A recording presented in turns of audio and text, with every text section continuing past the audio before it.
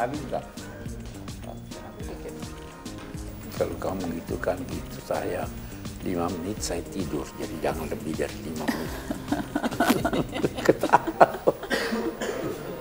Tuh, Wi, rambutnya masih dicat, Wi. Oh iya. Memang sekarang banyak orang yang cat kamu lebih bagus. Ada saya punya teman orang kaya raya, umurnya 50 tahun, rambutnya dia cat hijau. Ini merah, Wi, Komar, Wi. Iya, itu Bagus, Wi. Bagus. Jadi talent, Mbak. Oh iya, kejar tayang. Cantik. Oh iya. Ganti-ganti ya. Di kita itu ya. Apa? Ridho orang tua kunci surga. Topiknya hari ini. Udah banyak pertanyaan. Jadi sebetulnya kan kita pernah ngangkat ini waktu di Syihab Ramadan. Nah itu tuh termasuk salah satu episode yang favorit. Jadi apa banyak banget disebar, terus banyak yang komen. Jadi makanya terus teman-teman mikir kayaknya ini kita bahasnya panjang aja. 30 menit lah kita bahas soal itu. Satu hal lagi yang bisa diambil juga, sampai di mana batas-batas bakti itu. Ada ulama yang menyatakan bahwa batas bakti itu selama tidak melanggar hak-hak asasi sang anak. Anak biasa ingin menikah dengan seorang, dipaksa oleh orang tuanya, itu bukan bakti itu ya. Juga ada pertanyaan, nanti kita bisa bahas. Tapi apa yang paling Abi ingat Bapak Mam? Itu jadi itu orang tua itu, Bapak Mak itu keras, disiplin. Keras ya? Disiplin jam ini ya. Tapi kalau Abah itu orangnya lemah lembut. Jadi kalau, tapi sekali-sekali juga marah. Tapi Abi nggak pernah dimarah? Dimarahi lah. Jadi dimarahin? Iya dong. Kayaknya bukan yang paling nakal Ami Alwi ya? Iya. Tapi Yang paling nakal Ami Alwi bukan sih? Karena Ami Enggak. Alwi marah nih nanya gini. Ami Ali yang Oh Ami Ali yang paling nakal ya? Almarhum. Iya, jadi Abi dimarahin kenapa dulu? ya dia mungkin tidak belajar, mungkin apalah begitu ya toh. Tapi Bapak Emak yang lebih keras mana? Ya Bapak lebih keras sehari-hari kan. Jangan dibuka ya. Tapi memang kan zaman dulu kan Hukuman ya, Iya. dia tidak menyakiti. Tidak, dulu orang menyakiti. Iya. Di waktu ngaji dipecut. Iya. Nana juga dulu kan sempet di waktu ngaji di Makassar, ya kan kalau salah dipukul pakai rotan. Nana masih sempet tuh, bukan sama Bapak Emak, sama guru ngajinya. Ngaji ya dulu. Makanya lancar ngajinya. Setiap saat. Sekarang nggak bisa lagi. Sekarang tidak bisa lagi ya. Oh yeah! Alright. Ada Dua Bujang, ada Mario. Ada Eda. Di Syihab and Syihab bersama Abi Quraisy Syihab. Hari ini temanya adalah ridho orang tua kunci surga. Wah, gue penasaran banget nih Bro Eds. Karena kan gue anak rantau nih, jauh dari orang tua. Penasaran kan? Iyalah. Mau nonton kan?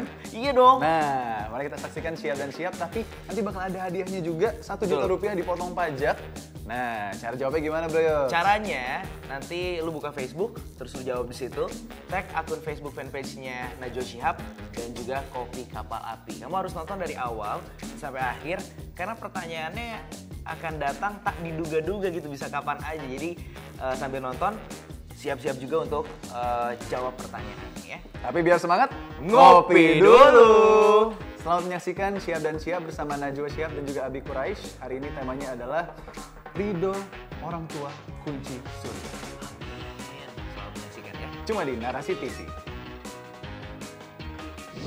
Assalamualaikum Mbak Nana dan Abi Quraisy. Waalaikumsalam. Bagaimana jika ingin berbakti kepada orang tua, terutama ibu, namun beliaunya sudah diajak untuk beribadah masih belum istiqomah. Kemudian beliau terlalu berharap pada harta, sementara kemampuan kita untuk memenuhinya masih belum cukup dan kita juga harus menafkahi istri. Bagaimana sikap kita terhadap hal tersebut? Assalamualaikum warahmatullahi wabarakatuh. Teman-teman, bertemu lagi di Syihab dan Syihab. Saya Najwa bersama Abi Quraisy Syihab dan hari ini kita mau bicara soal ridho orang tua kunci surga. Topik ini udah pernah kita bahas sebelumnya Abi, tapi masih dalam versi pendek waktu di Ramadan. Kita ingin mengulas lebih jauh karena ada banyak sekali pertanyaan juga yang masuk soal ini. Mari silakan. Abiku, jadi pertama karena Nana sempat membaca di beberapa ayat sesungguhnya terjemahannya itu bukan bakti kepada orang tua tapi bakti bersama orang tua. Ya. Jadi apa bedanya? Kenapa kemudian Al-Quran membuat penegasan bersama. itu bersama? Iya. Itu ada ayatnya berbunyi wa qadha rabbuka alla ta'budu illa iyyahu wa bil walidain. Allah menetapkan bahwa kamu jangan menyembah kecuali Dia dan bersama orang tua hendaklah kamu berbakti. Kalau dia katakan kepada orang tua, kata kepada itu memberi kesan jarak. Saya berangkat dari sini ke sana, ini kepada kamu. Ada jarak antara saya dan orang yang dituju. Tetapi kalau dia berkata bersama, maka tidak ada jarak antara anak dan orang tuanya dalam pengabdian itu, dalam kebaktian itu. Jadi semakin dekat anak kepada orang tuanya, itu semakin baik. Bukan hanya kedekatan dalam pikirannya, dalam keinginannya, tapi juga dalam fisik. Itu sebabnya berbakti bersama dalam keadaan kamu bersama. Imma yablughanna indakal kibar. Kalau orang tuamu telah mencapai usia tua padamu, bersamamu. Jadi usia tua, orang tua, jangan taruh dia di tempat pengasingan. Jangan taruh dia di pantai jompo. Tapi dia hendaknya bersama kamu. Spesifik jadi Al-Quran. Iya, Al-Quran meminta anak supaya bersama orang tua. Bersama orang tua. Paling tidak kalau situasi sudah demikian ini, ya boleh jadi tidak harus serumah, tetapi anak harus sering berkunjung kepada orang tuanya, harus selalu merasa dekat dengan orang tuanya sehingga merasakan problemanya. Itu yang dimaksud. Dan kalau berbakti, itu maksudnya berbakti itu lebih dari kewajiban. Lebih dari kewajiban. Itu terjemahan dari berbakti itu dalam Al-Quran dikatakan ihsana wa ahsin. Ihsan. Ihsan itu adalah memberi lebih banyak dari yang mesti Anda beri. Menuntut lebih sedikit dari yang mesti Anda tuntut. Jadi sekedar memberi kebutuhan hidupnya itu baru berbuat baik. Yang diminta berilah dia melebihi kebutuhannya. Yang diminta tuntutlah dari dia lebih sedikit dari apa yang seharusnya Anda peroleh. Itu namanya bakti. Jadi kalau sekedar memberi uang bulanan ke orang tua itu bukan berbakti. Belum tentu itu berbakti. Harus melebihi daripada apa yang wajib. Yang wajib, kalau melakukan yang wajib sudah baik. Tetapi Anda dituntut untuk berbakti kepadanya. Oke. Dan kalau kita bicara orang tua, kedudukan ibu dan ayah itu memang berbeda, Abi? Berbeda tapi tidak berbeda. Kita lihat begini. Memang hadisnya populer, ibumu. 3 kali ibu. 3 kali ayah. Tetapi kita harus lihat situasi dan kondisi. Terkadang ayah lebih butuh dari ibu. Ketika itu prioritaskan ayah. Bahwa secara umum memang ibu harus didahulukan kepada ayah. Karena ibu lebih lemah fisik dari ayah. Ibu lebih banyak memberi daripada ayah dalam konteks mendidik anak. Ibu mengandung, sudah susah payah. Ibu melahirkan, sudah susah payah. Ibu menyusukan 3 kali kan sudah susah payah. Ayah apa? Tetapi terkadang karena itu ada rumusnya. Berbaktilah kepada ibumu tetapi jangan mendurhakai ayahmu. Sewaktu-waktu kalau ayah membutuhkan sesuatu, memanggilmu, katakanlah dalam keadaan dia sakit. Ibumu memanggilmu dalam keadaan dia sehat.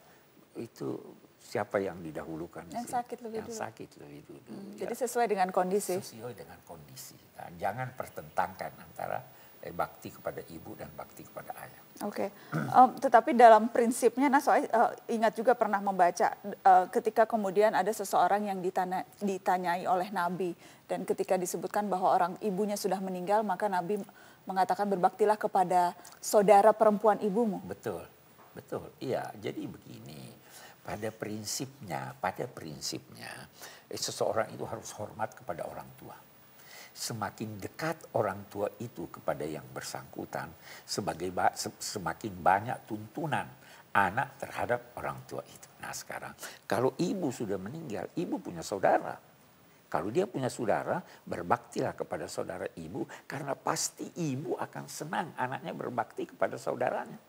Nah, jadi kalau ibumu sudah meninggal, ada saudara ibumu, ada tantemu, berbakti juga kepadanya sebagai ganti bakti kepada ibu. Karena itu pada prinsipnya bakti kepada orang tua yang sudah meninggal antara lain berbentuk berbakti, berbuat baik, menjalin silaturahmi dengan teman-teman ayah dan ibu.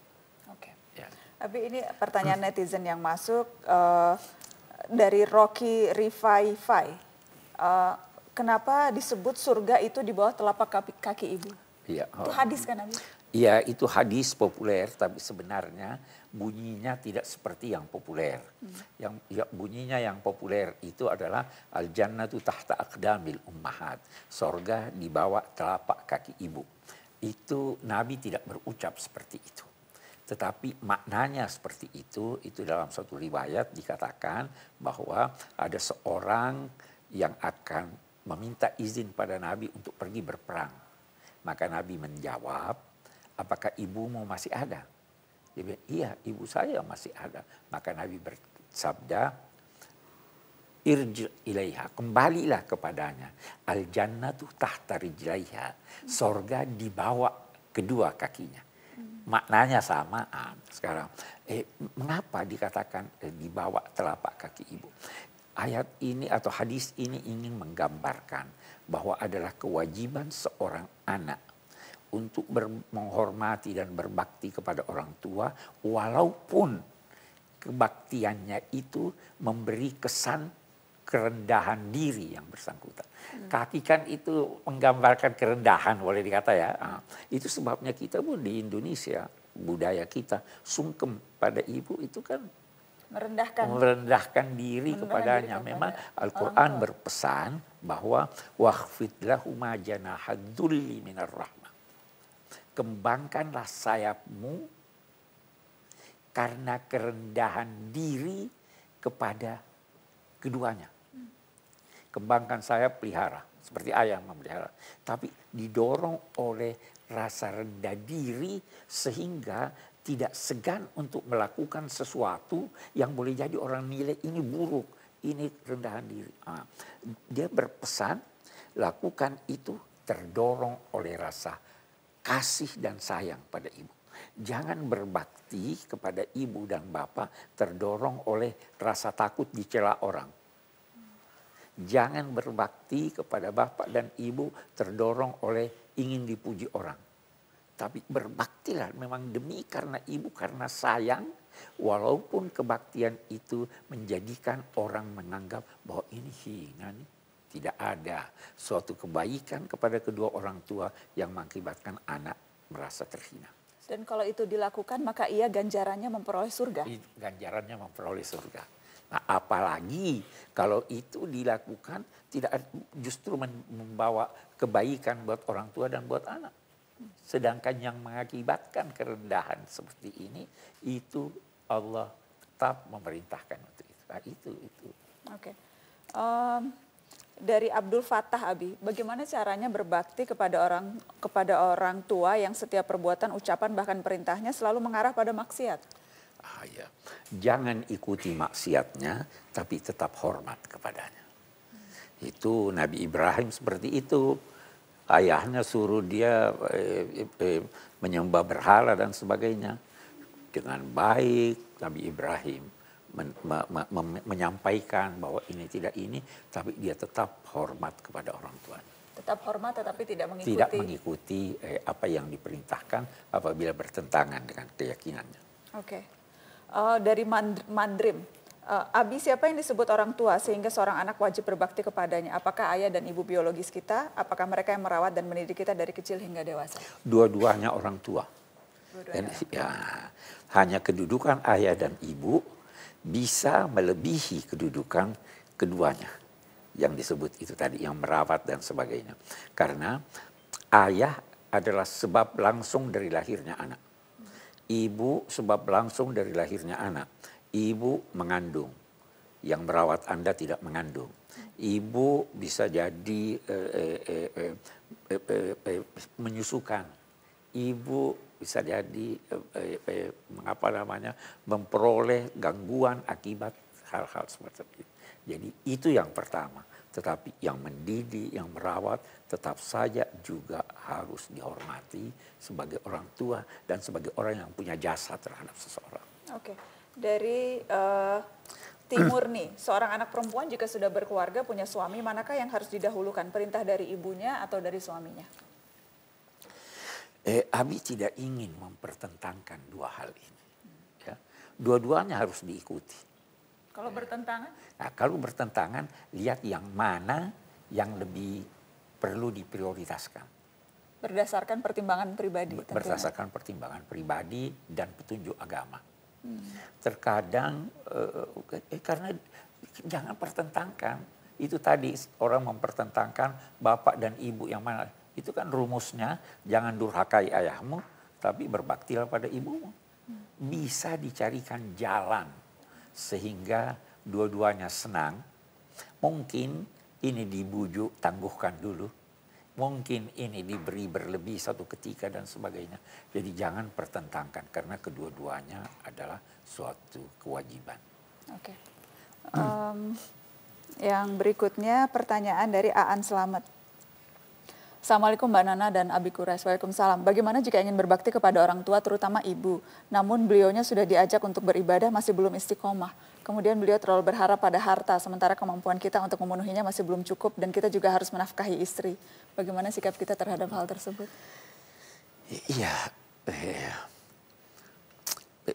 mungkin satu hal yang kita perlu bahas bahwa kewajiban bakti itu tidak harus menjadikan kewajiban kita yang utama itu terabaikan.